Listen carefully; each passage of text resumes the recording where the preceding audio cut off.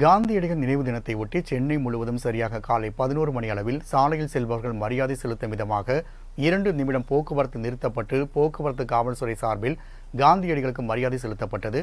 கூடுதல் தகவலை செய்தியாளர் ராகவேந்தர் வழங்க கேட்கலாம்.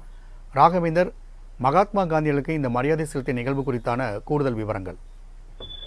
வணக்கம். 1948ஆம் ஆண்டு ஜனவரி 30ஆம் தேதி காந்தியடிகள் மறைந்தார். இன்று காந்தி நினைவு தினம் என்பதால் சென்னையில் இன்று 2 நிமிடங்கள் போக்குவரத்து நிறுத்தம் செய்யப்பட்டது. காந்தி நினைவு தினம் தியாகிகள் தினமாக கடைபிடிக்கப்படுகிறது. இந்த தினத்தையொட்டி சென்னையில் இன்று 2 நிமிடம் சிக்னல்களில் போக்குவரத்து நிறுத்தப்படும் என்று சென்னை பெருநகர காவல்துறை தெரிவித்திருந்தது.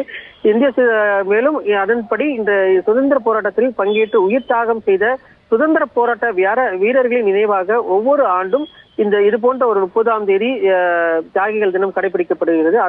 அதன்படி காலை 11 மணி முதல் 2 மணி வரை 2 நிமிடங்கள் மௌன அஞ்சலி செலுத்தப்பட்டது. அந்த நேரத்தில் கிட்டத்தட்ட சென்னை பெருநகரில் இருக்கக்கூடிய போக்குவரத்து அதாவது சிக்னல்களில் 2 நிமிடங்கள் அப்படியே நிறுத்தப்பட்டது.